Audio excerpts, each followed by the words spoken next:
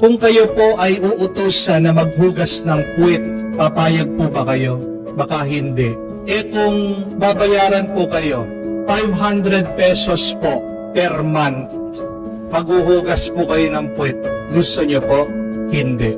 Kung babayaran po kayo, 100,000 pesos per month, maghuhugas ba kayo ng puwit? Oo. Pero, etong yung puwit na yon, puwit ng asawa mo, magkano mo huhugasan yung puwit ng asawa mo? Di ba libre? Kung paglilinis ka ng maruming CR at babayaran ka ng 100,000 bawat buwan, siguradong gagawin mo at makakalinis-linis mo. Amen? Pero bakit hindi po kayo binabayaran ng 100,000 a month na mga anak niyo, na mga apo niyo, ng asawa niyo? Kasi pag nagmamahal ka, kahit walang bayad, masaya ka na gagawin mo ito. Amen? Pero tingnan niyo po, pag walang pagmamahal, doon pumapasok, doon natin pinag-uusapan magkano. May kasabihan, everybody has a price. Amen? What is your price? Magkano ka? Depende. Kung hindi mo sila kakilala, magbibigay ka ng presyo. Pero kung kakilala mo, kung may ugnayan ka, kung mahal mo, hindi na pinag-uusapan ang bayad, ang presyo, ang pera. Amen? Bakit po kaya si Judas, binenta niya ang ating Panginoon? Magkano daw? 30 silver pieces. Alam niyo po ba kung ano yung halagang yon? Nung panahon po ni Jesus, makakabili po kayo ng alipin, ng katulong, kung meron kang 30 silver pieces. Anong ibig sabihin?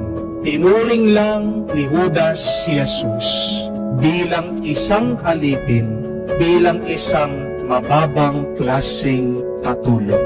Buti pa, yung nakita ni Judas na mamahaling pabango, sabi niya, bakit hindi natin ibenta ito ng 300 silver pieces? Compare 300 silver pieces to 30 silver pieces. 1/10 of the value. Pinakamura-mura niya ang ating Panginoon. Bakit? Dahil wala siyang pagmamahal kay Jesus. At ang tanong, bakit nawala ang pagmamahal niya sa Panginoon? Basahin niyo po ang Biblia, dahil pumasok sa kanya ang kasalanan. Ano ang kasalanan? Pag wala ka ng pagmamahal sa iba.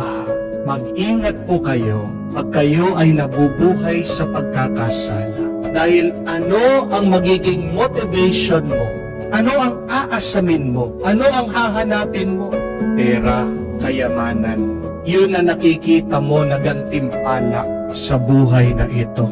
Pero ang taong nagmamahal, ano ang gantimpala para sa kanya? Ano ang tuwa niya? Yung nagmamahal lang siya.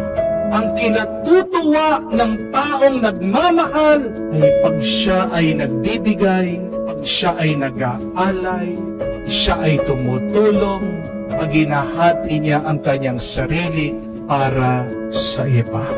At ang taong nagmamahal, taong banal. Amen? Mga kapatid, pag tayo'y nabubuhay sa pagkakasala, ginagawa nating mura ang napakahalagang biyaya na binibigay ng Diyos. Pag ikaw ay nabubuhay sa pagkakasala, katakot-takot ang magagawa mo sa iyong mga minamahal, sa mga taong minsan na pinahalagaan mo. Di po ba? Yan ang malungkot na kwento.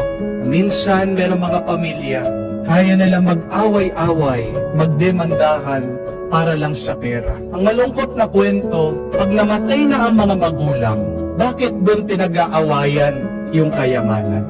Pero nung buhay yung kanilang mga magulang, hindi man pinag-aawayan sino ang mag-aalaga sa kanila. Di po ba? Ang malungkot na kwento, minsan merong mga iba, kaya nilang ibenta mismong katawan nila. Kaya nilang ibenta sa pornografiya, kaya nilang ibenta, mga parte ng kanilang katawan. Ano ang kaya nating gawin para lang sa pera? Mabibigla kayo. Sa kayang isakripisyo ng tao, kahit na hindi ito tama, kahit na ito ay mali. Pero tandaan po natin, hindi magbibigay sa iyo ng kapayapaan ang sobrang daming pera. Ang tao na nabubuhay sa pagkakasala, kahit kailan walang happy ending yan. Amen? Pero ang taong nagmamahal, kahit na siya'y maging dukha, kahit na siya'y maghirap, buksan mo ang kanyang puso. Ano makikita mo kung hindi tuwa at kapayapaan? Gumawa po sila ng survey. Nagtanong sa 1,500 na tao. Ages 80 above. Meron pong mga tao na hanggang 105 years old. Kasama po dun sa survey.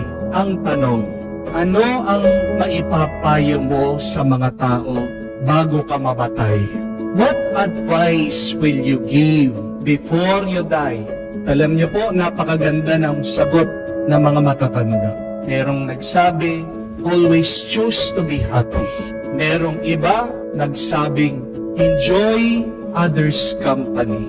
Merong iba nagsabi, always trust God. Sa kadami-dami ng kanilang mga tinanong, alam niyo po, wala kayong makikita na nagsabing, mag-ipon ka, magpakayaman ka. Hindi ko po sinasabi na hindi mahalaga ang pera. Ang sinasabi ko lang po, sana maunawaan natin, baka sa pag-aasam natin sa pera, may masakripisyo tayong mas mahalaga. Mahalaga ang pera, don't get me wrong, pero may mas mahalaga pa kesa sa pera. Baka nalilito tayo, baka naguguluhan tayo dahil sa kasalanan. Yung mas mahalaga, yan yung tinatapon mo, yan yung binabaliwala mo, yan yung iniiwan mo.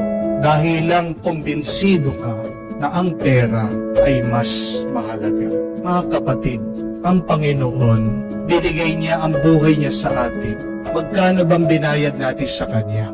Anong kapalit ng Kanyang pagbabuwis buhay para sa atin? Di ba walang halaga? Anong maibabayad natin sa Kanya? Anong masusukli natin sa Kanya? Wala. Pero nagtiis siya sa hirap. Binigay ang sarili. Nagpakasakit para sa atin. Anong gantimpala niya? Hindi pera. Kung hindi, ang karanasan lang na magmahal. Sapat na. Sana masabi rin po natin yon, no? Ginawa ko ang lahat na makakaya ko. Kahit na walang bayad. Dahil yung nagmamahal lang ako, sapat na.